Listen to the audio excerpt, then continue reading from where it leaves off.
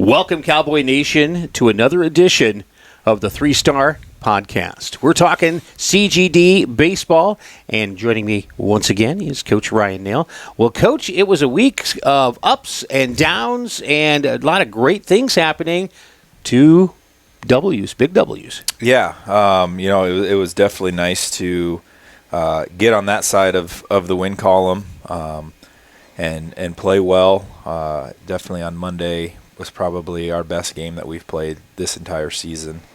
And then again on Thursday, I think there was definitely some opportunities the other 3 nights to have some chances as well. But we all know, as well as any others, it's hard to bring it 100% every single night and have that energy and have that effort 5 nights in a week. So whether that's from the coaching staff or whether that's from the players. So with that being said, yes, it was, Monday against Clear Lake was a pitching duel in its own, and, we were lucky and happy to come out on the winning side of that, 2-0, and then Thursday was definitely a roller coaster ride in itself, getting down 8-0 in the top of the first inning and then fighting back and getting the lead and getting to a run rule opportunity. Well, I have 2 takes on that. First one, we'll go back to the game with the Lions. Where Carson was just on that night, could not miss, and it didn't matter what he was throwing. It just seemed to find its way right back in there. And it was a pitcher's duel. I mean, not to take anything away from the young guy from Clear Lake, and I think he was a freshman. So, Yep. There'll be some things, I'm sure, great things for him in the future. But and then, down 8-0. I got to tell you, I was like, oh, are those lug nuts rattling on the bus? But I loved it that we came back out and we just got right to work and we didn't look back. Yeah, I think we cut it to, after we got down 8-0, I think we cut it back 8-4 maybe by the end of the first. And then, just really had some successful innings after that and had them either putting up 0 runs or 1 run and really switching the mode there. But, Carson was as good as I've seen Carson on Monday in the last 2 years that we've had him. And, like you said, Carney from Clear Lake was, spectacular in his own. So that's good baseball, and that's what we like to see. And we made plays and had to put together a couple of runs to win that game. So it was good to see that we can do that. And now we know in situations, in close games and what it takes to knock across 1 run or 2 runs when it really matters. And not fighting necessarily back from 6-7 runs and having to get all those back at the same time. So, those close games are good not only for this year, but, for the young guys too, moving forward to next year, knowing that we can be in those games and win those games in their own right.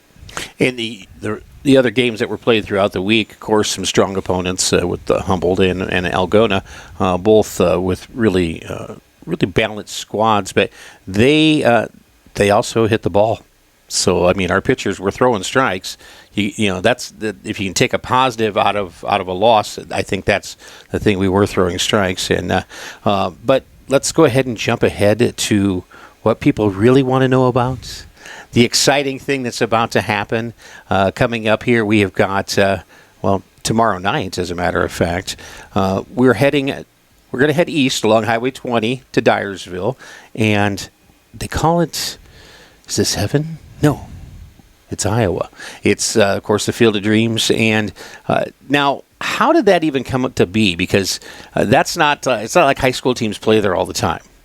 Yeah, really we started brainstorming this off season. We went to Principal Park last year and, tried to see what else we could do this year. And, it gets brought up a lot of the times of, let's try Field of Dreams. And then it went to a conversation of, hey, I think, someone that graduated from Clarion works out there. So then, that phone conversation happened, and then, putting together what it takes, when we could do it. It is on a Monday night, but we were limited to either be on a Monday, Tuesday, or Wednesday because they have things going on out there Thursday, Friday, Saturday. figuring out it's open to the public. So what are all those logistics going to look like? And so we made a phone call. There's some cost to play out there, so we had to figure out, how we were going to, cover that. And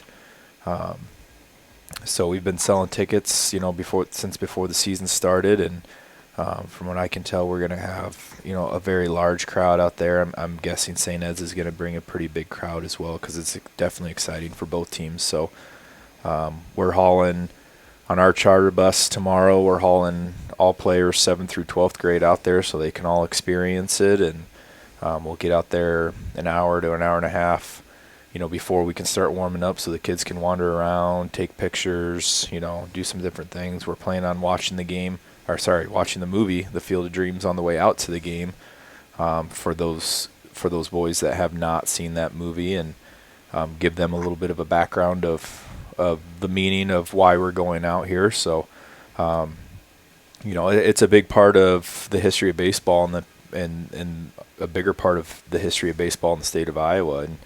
And we've had 2 or 3 really good baseball movies filmed in the state of Iowa. And so we're really excited to give the boys the opportunity here. And, and at the same time, it's a conference opponent. So we're looking to win a ball game too. It's not just about the experience. So why St. Edmonds? Like I said, it just kind of, we had to look through the schedule a little bit. It is technically their home game because we were supposed to be playing at their place. But, we just kind of looked through at the different opponents and the different logistics. And again, it had to be opponents on Monday, Tuesday, Wednesday. And we've had, in the last 2 years, we've had 3 now really good games between them. So obviously you want to find an opponent that you can compete with and, have a good opportunity to have some success against. So, and I think part of it is too, I like it being a conference game. It means a little bit more. You're familiar with, I talk with Mike, their head coach, quite a bit. So we're more familiar with the players, and so everybody kind of gets to experience that together. What can Cowboy Nation expect when they come for a ball game between these 2 squads? What dust off your crystal ball? What are you seeing?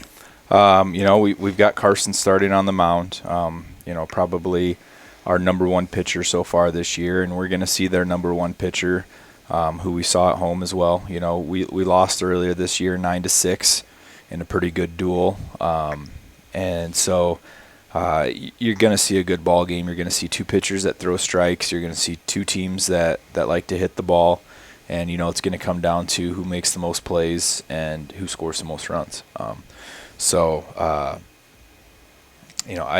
don't see it as a game that's going to get out of hand either way, and it's going to be hopefully just a good old-fashioned quick baseball game, and score. The score is probably going to be somewhat close, as it always is, and it just comes down to who can close the game at the end. And then there is a plan that once the varsity game does conclude, that if there is a little extra time, we can get some of the younger guys on the field too, the JV squads, and whether it's an inning or 2, but just give them the experience of being out on the field as well. Any chance we'll see Shoeless Joe? I'm just curious. Not maybe, unless you're dreaming or taking a snooze there before the game. But okay, let's that we've talked a lot about that, and that is a huge way to start the week. But there's more going on this week as well. You've got games. Is it Tuesday, Wednesday, Thursday as well? Yep. Definitely a great week of baseball for us. 2 conference games, 2 non-conference games between St. Ed's and Iowa Falls on Monday, Wednesday, and then Rockford and Lake Mills on Tuesday and Thursday. So we've got great opportunities to win. We play well against Iowa Falls, and last year with wins against Rockford and Lake Mills, and really great opportunities this week. But as our teams found out, here recently, is there's no team that's going to roll over and just give you a win.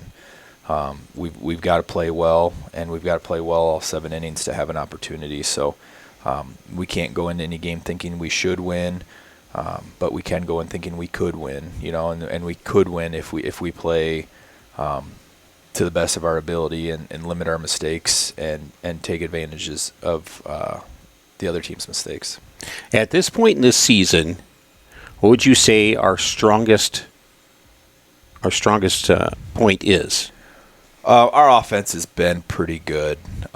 We've scored enough runs to win a lot of games, and we just haven't been able to stop necessarily the other team. And a lot of that started with the amount of walks that our pitchers were having at the beginning of the season. But this last week was very promising of some of those pitchers that did struggle earlier in the year, being able to throw strikes. And they got hit around a little bit, but those are against really good teams. And if you throw strikes against some non-dominant teams, then you give yourself a really good opportunity to win. And we're scoring anywhere from 6 to 10 runs a game, and in all reality, that should be enough runs to win any game. So we've got to hold the other team to a lower score amount, and we've got to be able to hit up and down the lineup. And we can't have nights where the top of the lineup hits well and then the bottom half struggles, or vice versa. So we need people knocking in runs when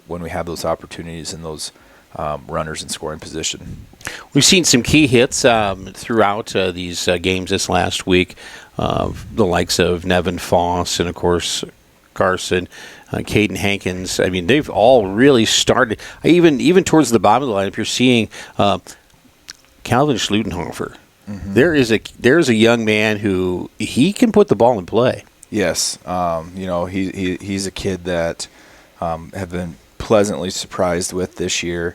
Both offensive and defensively, and he's taken a lot of pressure off of our defense to how we have to have people out there and shift it around, and has allowed us to play Caden at third a little bit more than first, which he played a lot of last year. So, when kids grow from year to year, you hope to see some growth, physically and mentally in the game. And, Calvin has been a little bit of an exception with the amount of growth that he's had in this last year. And, we're getting that from some other kids too. Owen Sweeney's another one that we've had to ask a lot of this year.